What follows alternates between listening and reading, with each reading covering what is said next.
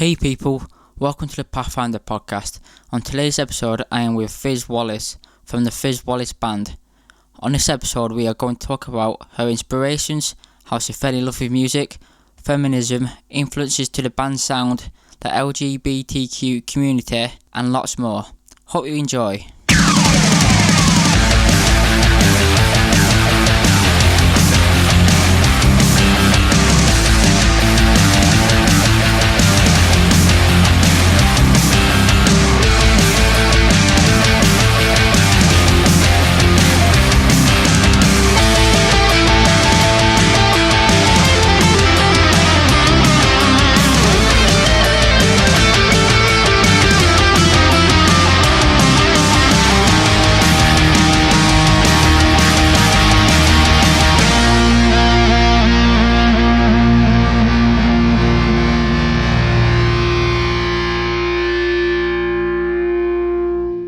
Hey Fyzz, how are you? Yeah, I'm good, thanks. How are you? Yeah, I'm really good. Tell us about yourself along with the band story up to today. Right, okay. I'll try and keep it brief. I'm Fyzz Wallis, and I played in a number of bands before I had my children. And then after I had my kids, took a bit of a break, but I sort of was still writing music with some friends who sort of persuaded me to get back into doing open mics. And from that, I started writing songs and performing again on my own. And then I asked Chris, who's my drummer, to join me for a couple of gigs. I asked him to join me for a couple of gigs, and that's like nearly 3 years ago, and he's still there. And then after we'd done a few gigs together, we actually met Zoe, our bass player, at a gig. She was introduced by a mutual friend, and we just really clicked and got on. So myself, Zoe on bass and Chris on drums is now the Fyzz Wallis Band. Nice, so it's one of them, just have a little play around and the next thing, or this is escalated. Yeah, it just became a thing. And here you are, still gigging. Yeah, here we are, yeah, absolutely. So what's the scene like around Peterborough? Because in the Midlands it's like really good, but I don't really know any bands from that area. Well, I think it is quite difficult sometimes for bands in this area to kind of get elsewhere. There are exceptions, but I think sometimes it's been a bit hard to do that. There's a bit of a scene. There's some interesting bands. We play gigs with other kind of local bands, mainly the sort of slightly punk ilk. So if you come to Peterborough, you might see I Got Spiders or Scumbus or the Tokyo Rankers. There's probably other bands I've forgotten that would be quite mad with me because I can't remember names at the moment. But yeah, there's quite a few local bands. We gig with each other. There's a couple of venues in Peterborough, Sam's, the Met Lounge, the Ostrich, the Pot on Gigs. We also play over at Stamford because where I live is actually between Peterborough and Stamford. And there's a really great venue there called Mama Liz's Voodoo Lounge, which is in the Cellar Bar. And we organise and put on gigs there as well as playing there with other bands as well. So there are, a few of us. And we also, some of us like to play with, other bands further afield as well. It's good that you're making like a little scene with helping like putting on gigs and helping other bands rather than just keeping yourself to yourself and then it's not really helping the scene grow. Well, it's the only way forward, really. If you want something done, you got to do it yourself, haven't you? You got to be prepared to do it yourself and get your friends involved as well. And that's certainly our attitude and the attitude of the bands that we play with, really. If you want to get a gig, you probably got to consider doing it yourself, or at least, going and asking for yourself. It's not going to come to you. You have to go to it. And then, you need to get your friends down and kind of, create a bit of excitement. You need to be worth seeing as well, None of these things just come to you, I think. No, exactly. You can't just expect people to come and put no effort in, and when they do show up, you can't just put a half-assed effort in. Yeah, you've got to make it worthwhile and have a good time. I think that's pretty important as well. Exactly. Well, what got you into music, like, originally? I've always been interested in music. I was writing songs from very early on about eating chips with the Queen. That was an early one. I've just always done stuff like that. I don't actually know how people who don't write music kind of operate, really, because I've just always done it. I did music at school. My mum taught me to play the recorder before I went to school. There are musicians in my family. I sang at church as a kid. I still do, actually. So I think it was just kind of music around me, and it was just kind of what I wanted to do. And I've always written songs about people and things that interest me, really, forever. That's cool. Nice, that's really cool. Because when you made me laugh about the recorder, because I don't play that so much anymore. Cause I focus on production stuff, but I do a bit of guitar here and there still. But I can remember the first instrument I ever touched was the recorder in primary school, and you just do like the ambulance siren, so like, Nino. Yeah. Well, these days it tends to be, because I've got 2 kids, so these days it tends to be the ukulele that they wave at them first rather than the recorder. Nice. But neither of mine went for ukulele at all. My youngest plays violin now, which I never have. So fair play. It's just good to have things around, which I certainly did, and just opportunities there just to do stuff. But then I think, you get a bit older and, you get into music that you like. And obviously that then inspires you a lot more than playing recorder at school. Although actually I did grade 8 recorder. I used to teach it as well. So I never stopped playing recorder either. Yeah, obviously when you're a little kid, you listen to your parents' music and stuff, and then once you get into your teenage era, and then that's when you start finding your feet with music and so on, and that's when tends to you grow into the person that you become. Yeah, I get that with my kids now. So my oldest is a teenager, and he comes in and goes like, "This is proper music, Mum. You need to listen to this." And it's definitely more his thing than my thing. But he needs to find his own path as well, so that's fine. Exactly. You can't be like, you will listen to this band and you will do this. You can't do that. That's not positive. Definitely not. What's your personal inspirations when writing music and so on? Right. Well, for me, I think when I was young, my parents liked country music, and there's a point, isn't there, where you hate what your parents like, okay? But I think what I really like about it, and I've always liked about it, is that it tells stories in country music about people's lives. And I think I've always still like that.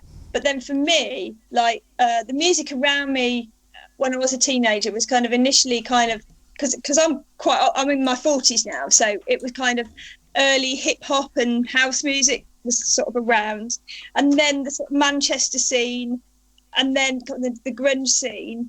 And I played a number of different instruments, but the reason I picked up bass guitar initially, was seeing Hole on Top of the Pops. That was definitely it. Seeing women play, and actually women play in a different way, and with lots of attitude, and not necessarily just being like a sort of pretty front person in a band, but it being their message and their idea.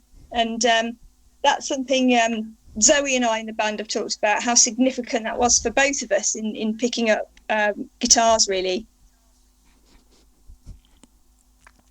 Following on from that, obviously over the last few years, it's becoming a big, more in the news, more talked about how there's not that many women in the music scene. Obviously, look at festivals, and it's 80%, 80 or 9%, 80 or 90% men, and a small minority of women. But I've seen over the last few years, there's a lot more upcoming bands with females. There's a band called Dream State and Yours Truly, and they're both I think one of them is a post-hardcore band, and the other one's more of a pop-punk band.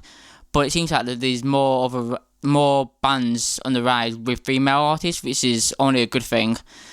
So I was wondering what your view is on that.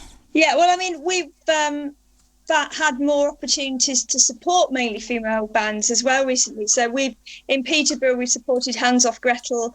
In Stamford, we've supported the Soap Girls on their current tour.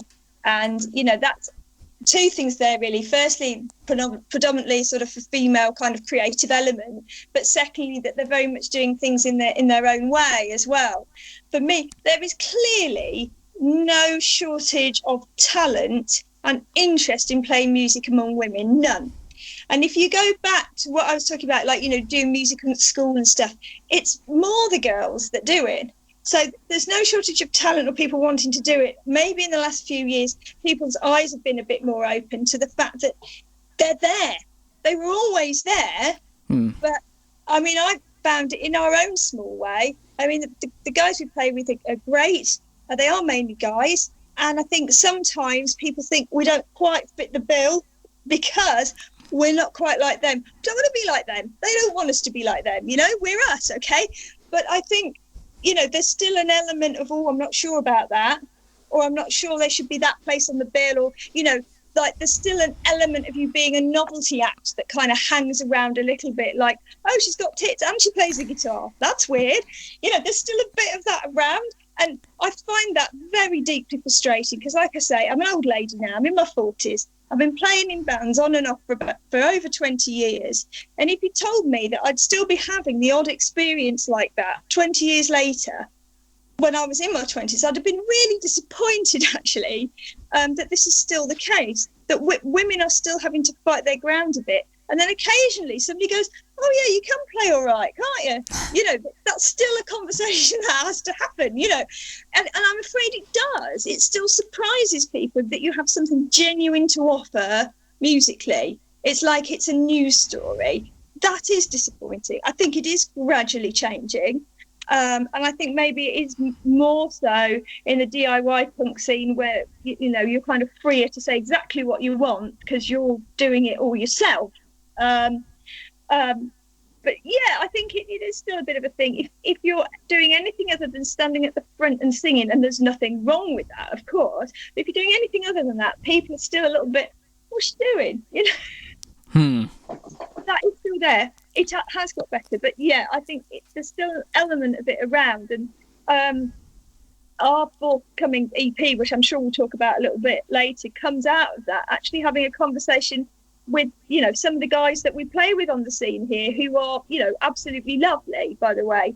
But we just had a conversation with them about the things they don't have to do. They don't have to walk into a venue and prove themselves to not be someone's girlfriend. That's just not a thing they have to do. It's assumed they're in the band rather than assumed that they're not. That's still a thing that happens. It's still a thing that influences some of the music. Makes me a little bit cross, can you tell? But a lot of people aren't surprised by that and are completely fine to go with it. It's just pushing that on a bit more. Like there's, quite rightly, there's this Stonewall thing, isn't there, that they put, some people are gay, get over it. Some musicians are women, get over it. Yeah, moving on.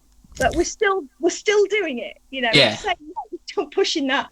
Yeah, let's just moving on from that. Yeah. Yeah, because a lot of bands, obviously, they still feel the need to give a message out about women in the industry, and it's just like, and it still needs to be in the news. It's like, it shouldn't be, because at the end of the day, if they can play an instrument, they can play an instrument. It doesn't matter if they're man, woman, or alien, or whatever. Like, if you can play an instrument, you're in the band, who cares? You do find yourself doing it because there's still less women doing it. Yeah, you're like you're still a poster girl for it, and you do find yourself being asked about it, and you have to have a view about it, like the conversation we're having now. And we do need to have these conversations because we need to continue to encourage young women to continue to play and not be put off by any barriers they experience. And we need to continue to, help women, particularly young women, feel confident to put themselves forward in the way that a young man would do. These are still things we need to be asking, actually, and supporting people with. There's like an all-female band, or like a female in a band playing in like 18 years old, and you're gonna get like some idiot shouting some stupid remark at her. That's gonna take a big effect on her, because like, I'm 18, I'm being sexualized or whatever in this way, and I just come here to play music, Yeah, and it does happen. Just before the law was changed, I went to a gig and there was a guy taking pictures of the female members of the band, taking pictures up their skirts. Oh my god. And they're playing. They're actually trying to concentrate, and they were great musicians as well. It was the Ramonas, the all-female Ramones cover band. It was a fantastic band. The idea that anybody would do anything other than marvel at their musicianship, particularly the drummer, who is incredible. Just insults. It does, I think, insult all female musicians to do that. People do still do that. They are doing that. You have to decide what you do about that.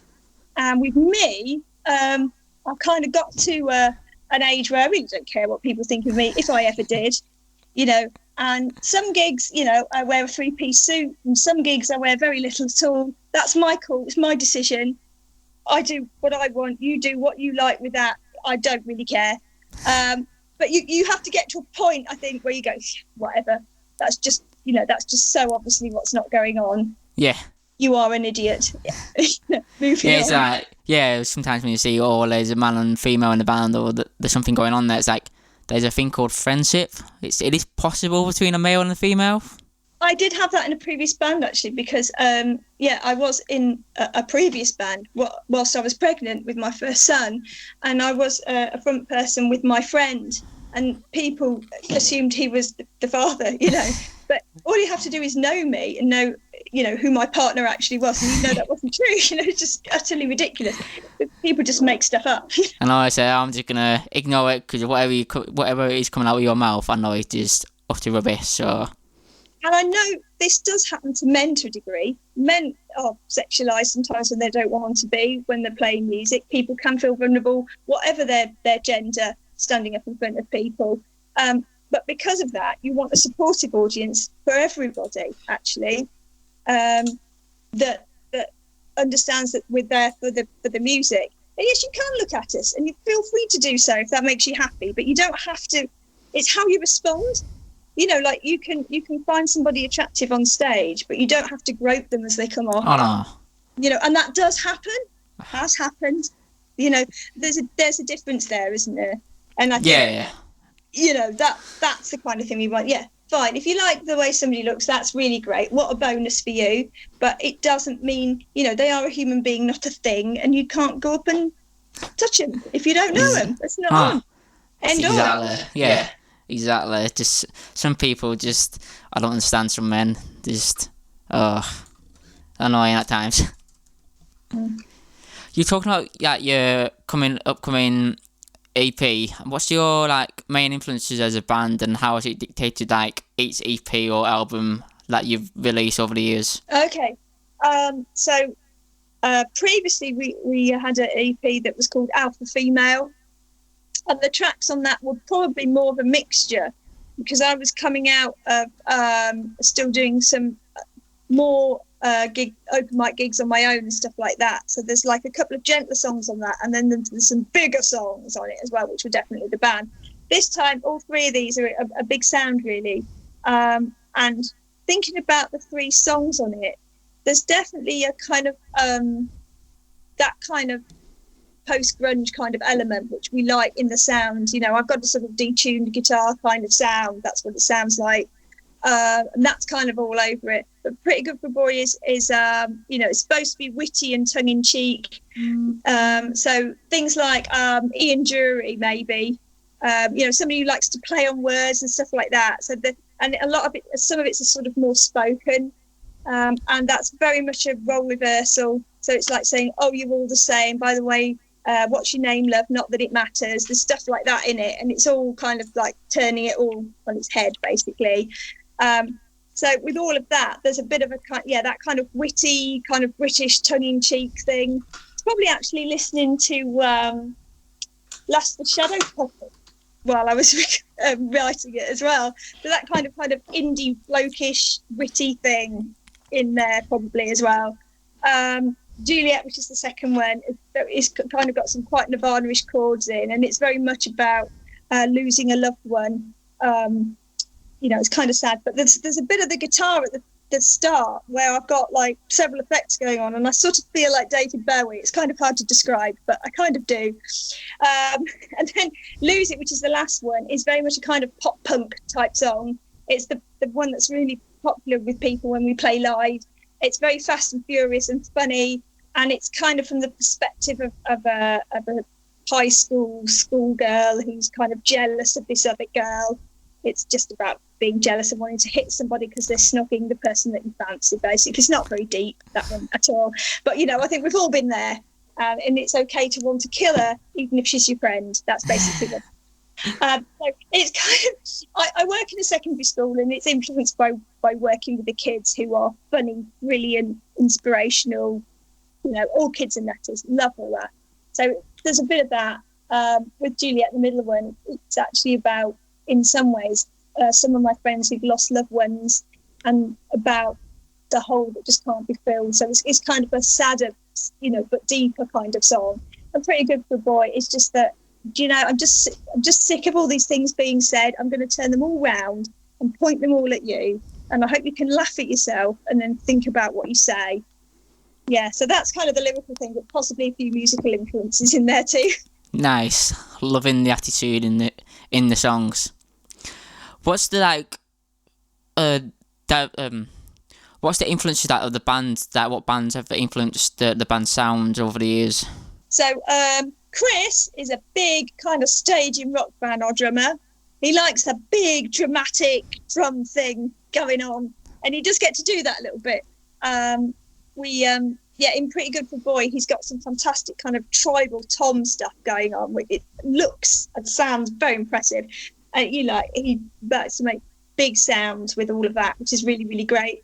Zoe and I are, like I say, quite grungy fans. When I first started showing my songs to Zoe, she would go, "Oh, that's like this Nirvana bass line, and that's like this Nirvana," and that's clearly how she thinks about it. It probably is where I'm coming from for a certain kind of point of view in terms of like the chord structures and stuff.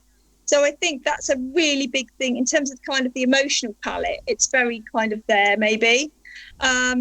But I do like lots of kind of that kind of jokey, silly stuff that, lots of people like. And I love that element in punk songs. I like the silly things, I like the songs about, like the old garage punk songs about monsters and zombies and stuff like that. Right. Yeah, a bit of drama and stuff as well. But yeah, I like everything. It's all there probably. It's just a mishmash of everything, really. Nice. It's always the best way to get a bit of everything rather than being stuck to one thing.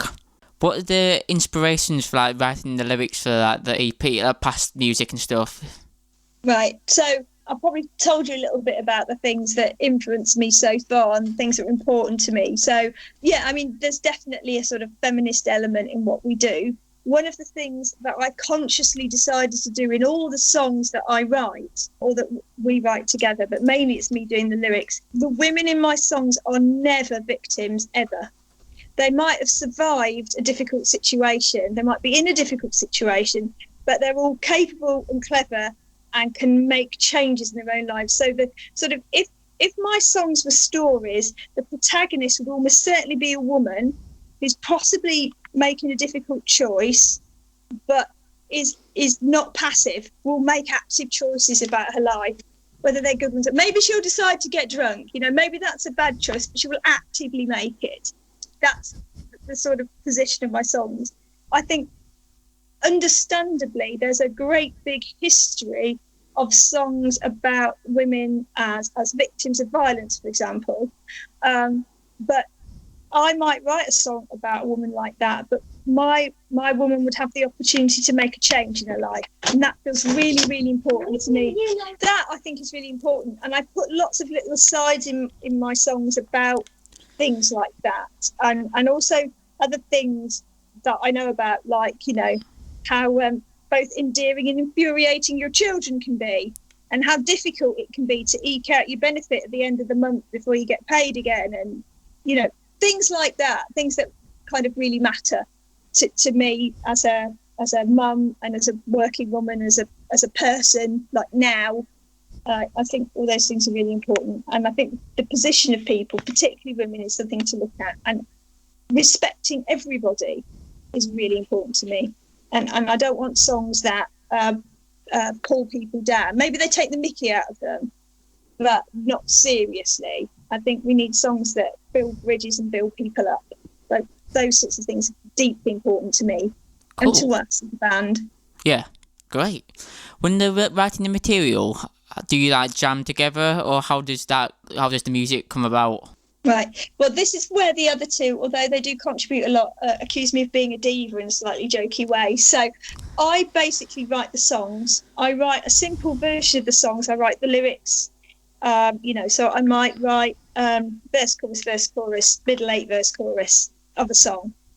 And I record it on my phone and share it in our little group. In fact, I don't just share it in our little group. I have a Facebook group called Fyzz New Songs. And Fyzz New Songs includes the band members, but it also includes collaborators that I've worked with, like sound people I've worked with, or musicians I've written with, or people whose basically views I welcome. And what I do, because this is from when I used to write and perform all on my own, and I really felt it was really important to get feedback on whether they were any good. So I write a version of my song, and I do it in an old-fashioned way in my notebook. I actually have a notebook, and I actually write it down, and I write in letters the chords above it, so I know what I'm doing. And then, before I do that, right, I'll start again. So what I do is I get a hum about something that bothers me or is it of interest to me. And I don't write anything down the first day. And if it's still in my mind the day after, it's good. And then I work on it. Then I write it down. And then if I still think it's good, I record it and I share it in my new songs group to get feedback from other people on it. And then we as a band choose which of those songs to work on as a band. So I write a song once a month on average. We don't use all of those. We choose ones that Zoe and Chris want to work on. And then they work on their parts. They've obviously got that as a sort of framework. And then we get together and jam it through. And at that point, we might change the structure of it or write additional bits of it together, rearrange it a bit, drop a bit, change the key, all those things. We would arrange it sort of together. And then we play it. And I always feel it's not done like a cake that doesn't come out the oven until it's been performed to people. When it's been performed a couple of times, I think then we're happy that's pretty much how it goes. So, yeah, that was a bit complicated, sorry. That was like a spider diagram, wasn't it? That was really interesting, that word. Just a bit different from the past people. You're not one of them who just records like, an idea on the computer and just leave it. You just old school, write it in a book. Well, that's because I'm so old, you see. But also, I quite like the first bit of the process being mine. So I very recently, in the last few days, I wrote a song about how much I hate prom. I hate prom, by the way. I love working at secondary school. I hate prom. It's everything that's wrong about mainstream culture in one small, shiny, irritating package. So I wrote a song about how much I hate prom, which, by the way, goes, have a great time, but don't make me go to prom. So if you want to go, if you like it, that's fine. It's not for me. So with that, it was knocking around my head for several days and actually slightly winding me up and probably winding my husband up because I whinged on about it a bit. And then I finally got like a hook for it. So then I wrote it down. And I really enjoyed that. I found it quite cathartic to kind of write it down and put it away. Nice. So it basically, what I'm telling you in a very long-winded way is it's just therapy for the things that irritate me. I can tell. So when's the new music coming out? Is it like in the next month or two or? Right, so this EP that we're doing at the minute is all finished. We're just tweaking artwork and stuff. And then obviously we've got to get the thing actually made somewhere. So we're going to have this in our hot little hands in a matter of weeks, actually. People can pre-order it now on Bandcamp. They can pre-order it on the Fyzz Wallis Band Bandcamp, and they'll get a download of one of the songs for free right now if they do that.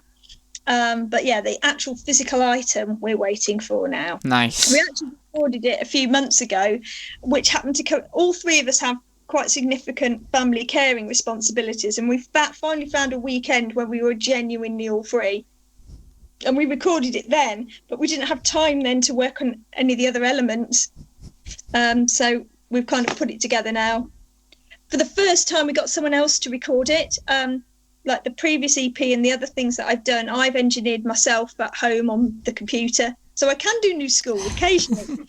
But this one, we got a local recording studio just down the road who are really good, Jigsaw. And got their engineer, Tom Savage, to do it. And he made a much better job than I could have ever done. So that was really super and better use of our time, because we didn't have a lot of time to get somebody in and kind of make you get on with it and just get it done in a couple of days.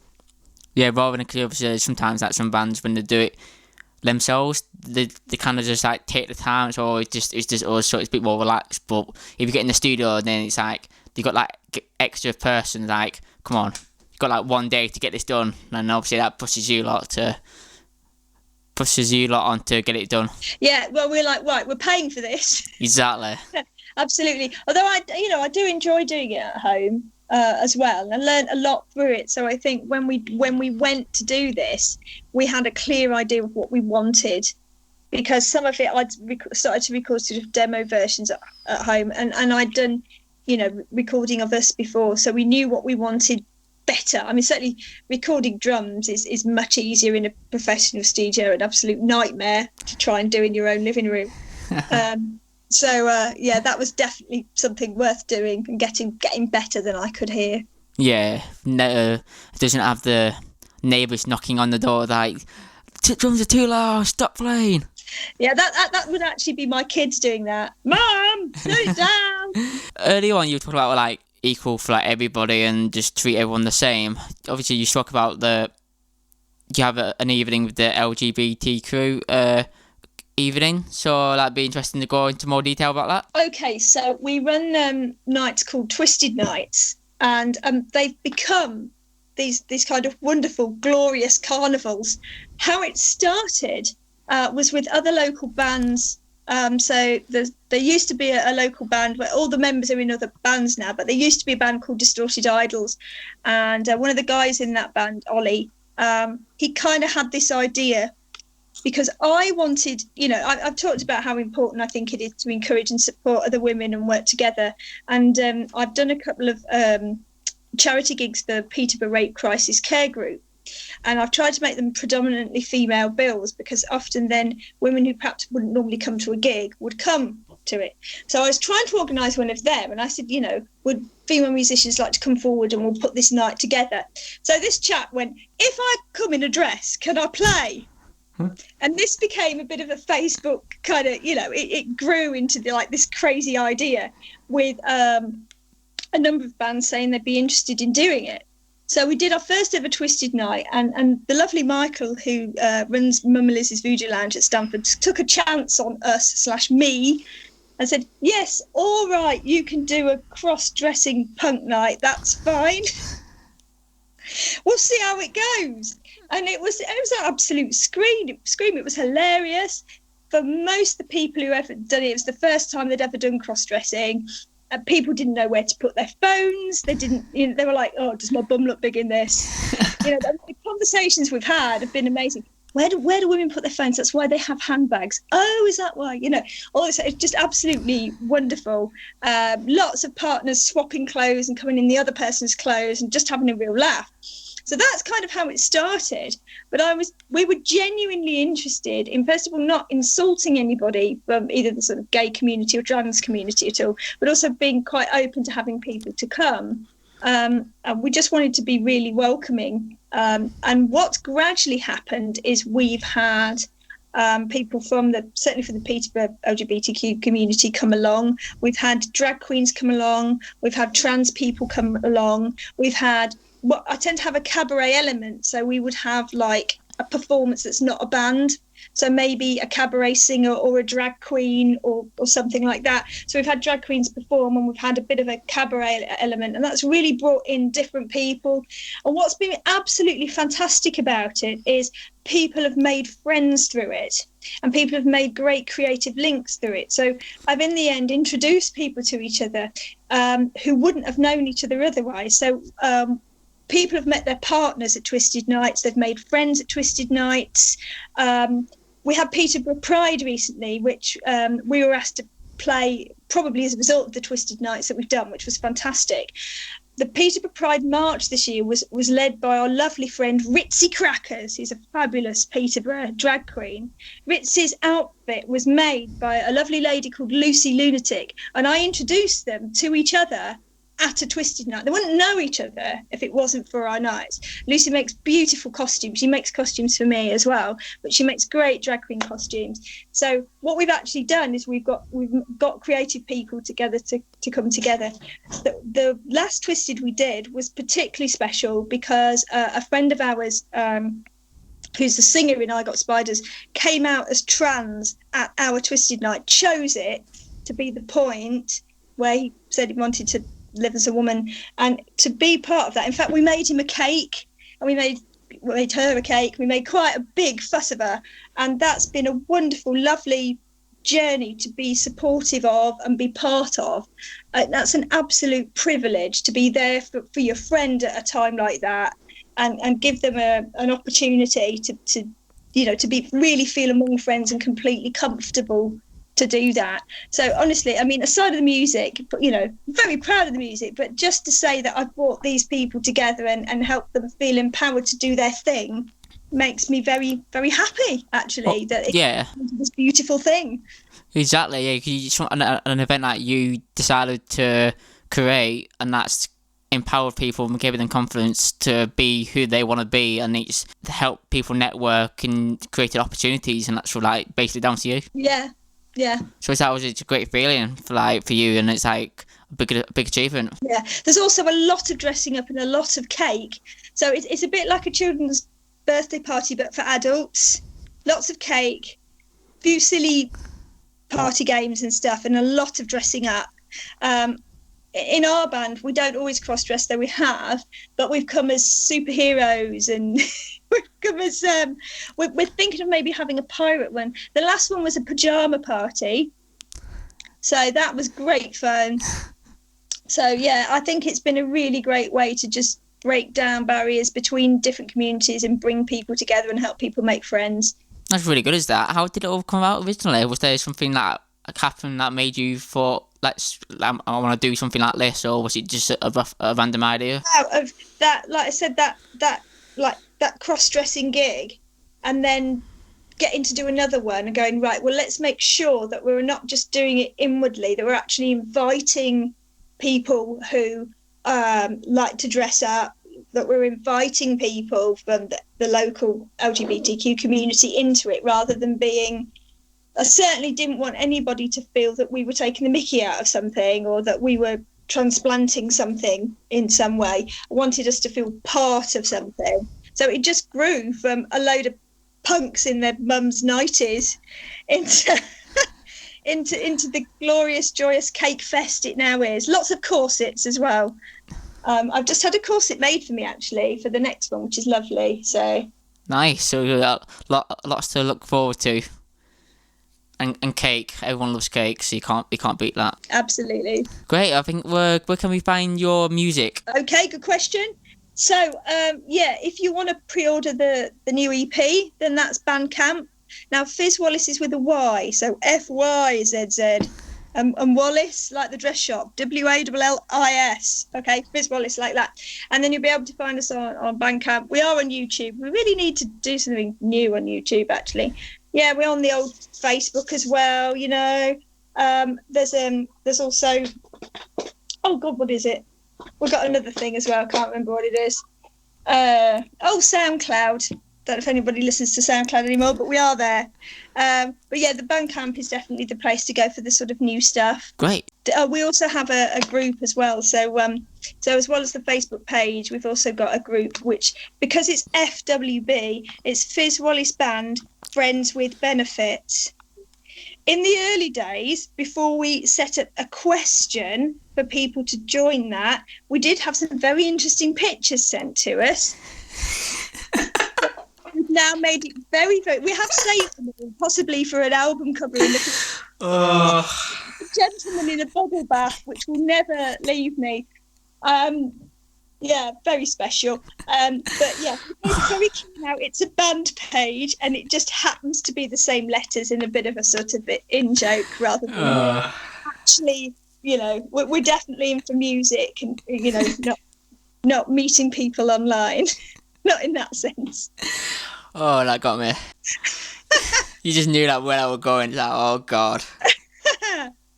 Right, I think on that as well, I think that would be a good way to end it. Yeah, possibly on that bombshell, as they say. Awesome. All right, thanks.